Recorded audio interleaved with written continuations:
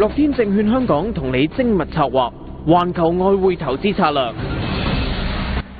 好啦，歡迎大家嚟到呢係星期一啦，外匯嘅時間啦嚇，咁啊今日繼續呢係有小炒和梁心欣啦嚇，同埋呢就我哋嘅嘉賓啊，樂天證券香港嘅外匯策略師啊，孔俊傑啦 Ken 同我哋傾偈嘅 Ken 早晨。早晨。係啊，咁啊留意翻呢就係個美金先啦，就住呢就係美國聯儲局幾時加息啦，見到就啲美國聯儲局嘅官員呢陸續發言喎嚇，咁啊啲口述相當犀利嚇，各有各説法嘅。嗱最新呢有美國聯儲局嘅副主席啊嘛費舍爾呢 Faser 呢係表示呢美國接近呢就係達成一個充分嘅就業同埋2%嘅通脹目標嘅。咁或者耶倫喺今個禮拜發表嘅公開演講咧，會唔會刺激埋個美金咧係上升咧？其實睇翻最近啲聯儲局官員咧，其實佢哋講話都比較即係有少少衝突嘅，係啦。咁啊有啲就即係覺得都係啊，都覺得即係個經濟唔錯，都可以考慮去加息咧。咁有啲就即係仍然都係保持翻比較保守嘅態度嘅。咁樣其實你見翻上個禮拜整體嘅美金走勢咧，其實就唔係話咁好嘅。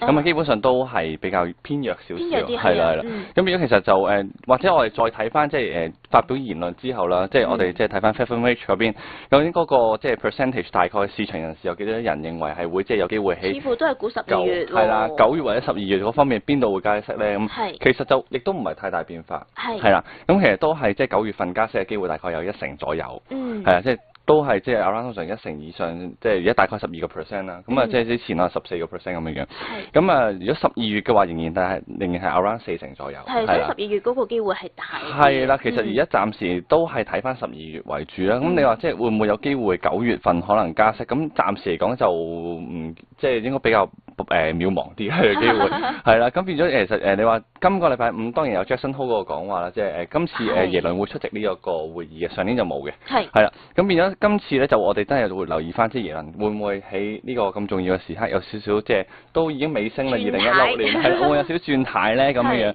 我諗都幾重要喎。今次呢個會議，咁變咗其實咧去到禮拜五晚嘅時候咧，應該都要留意翻呢一個講話啦，有機會可能真係刺激到個美元走勢都未定。嗱，因為 Jackson Hole 咧都比較緊要，所以舊年呢耶倫冇出席嘅時間咧，大家都覺得咦咁古怪嘅咁樣，咁今年出席嘅話咧，會唔會有啲新啲嘅講法咧咁樣？從而令到可能下半年嗰個年尾嗰個加息嗰個部分有啲乜嘢嘅轉變呢？就要睇實耶倫到時講乜嘢嘅。咁另外就嗱，見到美國嗰個就業數據都幾勁嘅，其實咁頭先都講到啦，就話9月嗰個加息機會睇翻即係數據顯示就似乎都係1成幾啦。要等到12月咧先至有機會咧會比較大啲，所以就可能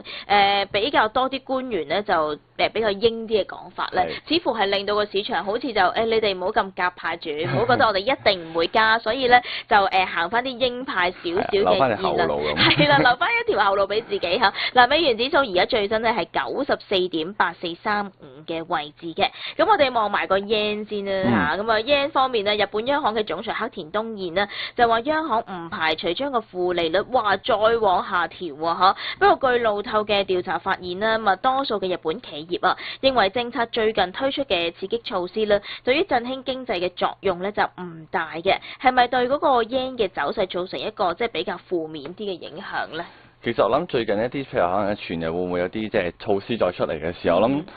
諗唔會太大刺激到個 yen 係啊。咁其實因為有啲措施你見到無論即係上一次推出嗰個即係比較大嘅一個量寬都好啦，即係你都見到其實市場嗰個反應唔係話十分之熱烈，好似自己炒自己咁樣，或者你甚至乎可能即係 apply 翻技術面反而會仲準確過睇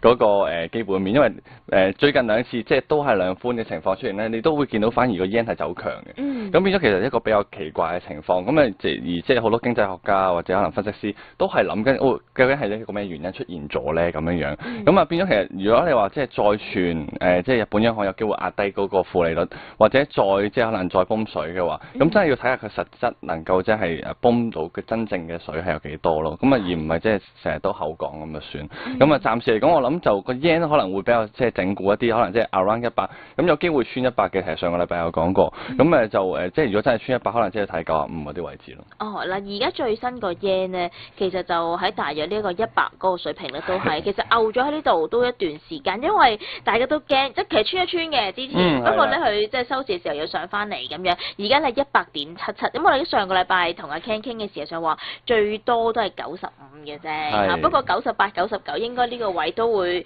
攔一攔住㗎啦，因為日本央行咧喺9月咧會有個政策會議嘅，公佈翻個貨幣政策嘅評估結果嘅，你睇咧嗱，而家個 yen 都去到一啲咁強嘅水平，有時見到啲官員都出嚟講咧，就話我哋唔排除有啲行動嘅，不過講咗一次之後就停咗啦，因為可能上幾次出完口述都唔係咁奏效，會唔會呢一個政策會議咧個市場對於嗰個期待會比較大啲咧？暫時都未有一個好似熱炒呢一個會議嘅情況出現住，咁可能即係到即係近少少嘅時候睇會唔會再有機會醖釀翻出嚟啦。咁但係到嗰陣時候，即係可能大家又會留意翻即係英鎊啊，或者可能美金上面嘅情況。咁我暫時就睇唔到話佢有一個即係情況話即係都係有機會炒熱呢個 yen 住。咁似乎都係呢兩日都係會維持翻起100嘅水平先。係都係暫時漚住呢一度先啦。咁啊有啲去日本嘅朋友，尤其暑假咧，咁啊都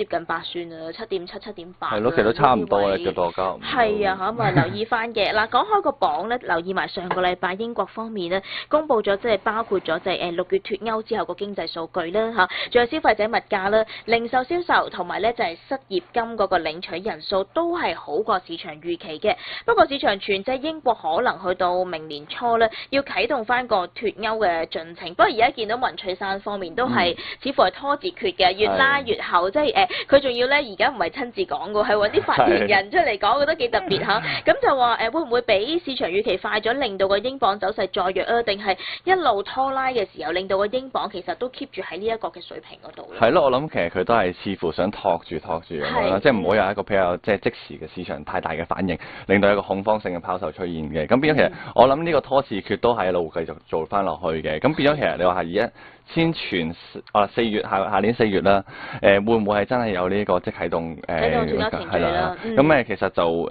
似乎就試一試水溫先，我諗係啦，睇下市場嘅反應係點樣樣。咁市場上面就都唔係話太大反應，雖然見到嗰個英鎊即係先升後跌嘅上個禮拜，咁但係我哋就會即係諗翻，如果即係萬一真係啟動翻個程序嘅時候咧，有機會真係再進一步走弱嘅個英鎊。咁變咗而家先試一試水溫，咁有機會可能係即係可能下年中都未定嘅，我成日覺得。哇！下年年中都要隔多成9個月到啦，我諗大約嚇。嗱，而家英鎊咧就都係漚住1.3嘅水平，其實啲匯價而家暫時好似定住咗先嘅。嗱，英鎊咧就暫時係1.3052呢一個嘅位置啊嚇。咁我哋睇埋個澳元先啦嚇，咁國際評級機構穆迪咧早前就用一個利潤增長低迷做理由，將澳洲嘅主要銀行嘅評級嘅展望咧調低去到負面嘅。嗱，刺激咧就係啲投資者啦嚇，或者沽個澳元啦，同埋隻新西蘭元嘅。澳元咧對美金咧下跌大約0.7%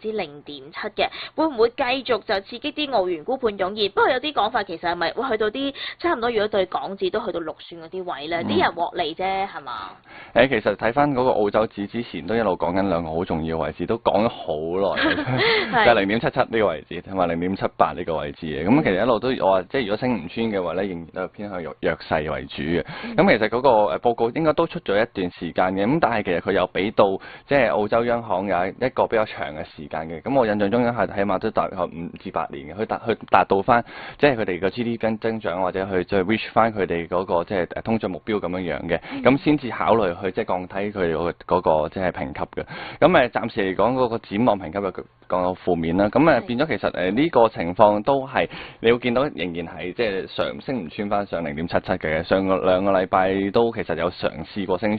穿過2次左右，咁但係都好快回調翻。咁你亦都見到其實即係澳洲央行咧都係有減到息嘅，咁都係其實都係一個比較負面嘅消息。咁變咗其實澳洲紙有機會係出現翻一個即係回調先嘅，咁先至可能都係會唔會再整固先，再有機會上升翻出去。因為你而家見到個勢頭咧就係即係可能即係由6月啊5月底開始升到上嚟呢個位置咧，其其實係一個比較平穩嘅升勢嚟嘅，就唔似話一個即係比較爆炸性嘅升幅住。咁變咗有機會先落翻去比較低嘅水平啦，可能即係你去翻即係0.75啊，甚至乎更低嘅位置做翻整固。可能如果你話真係去揸澳洲紙嘅話，可能真係要等到去0.72附近嘅位置先至比較吸引一啲咯。咁暫時我就仍然喺近期嘅橫行區間嘅頂部，咁我就唔建議喺呢個位置去即係吸納住嘅。係啊嚇，咁啊而家咧就喺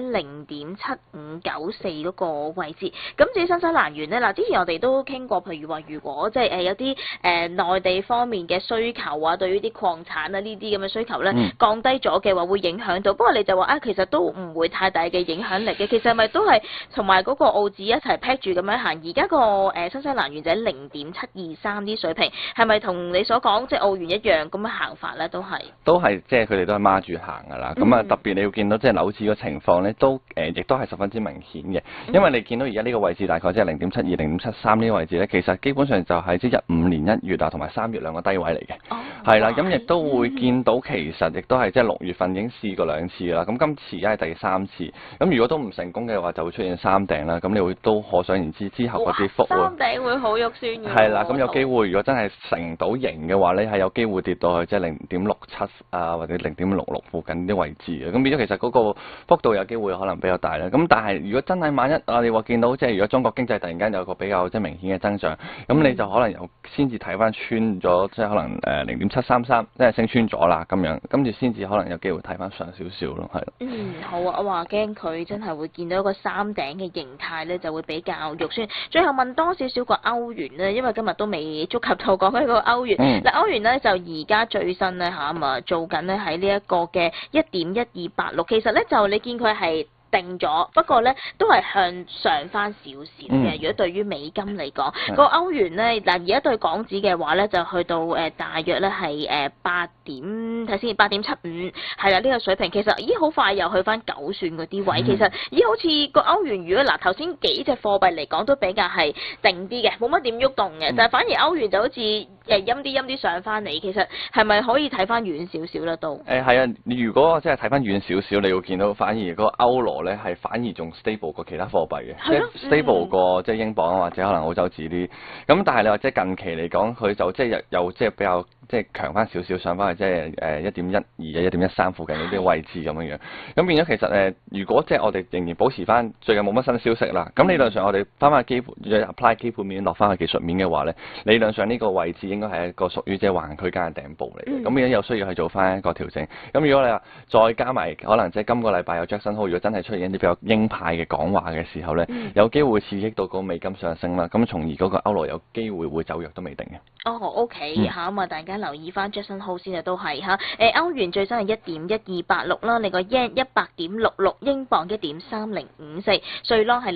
0.9626澳紙係0.7592嘅位置嘅。咁我同阿 Ken 傾到呢一度先啦，咁啊多謝阿 Ken 咁詳細嘅匯市嘅分析啦，唔該晒你。多謝。環球外匯投資策略係由樂天證券香港贊助播出。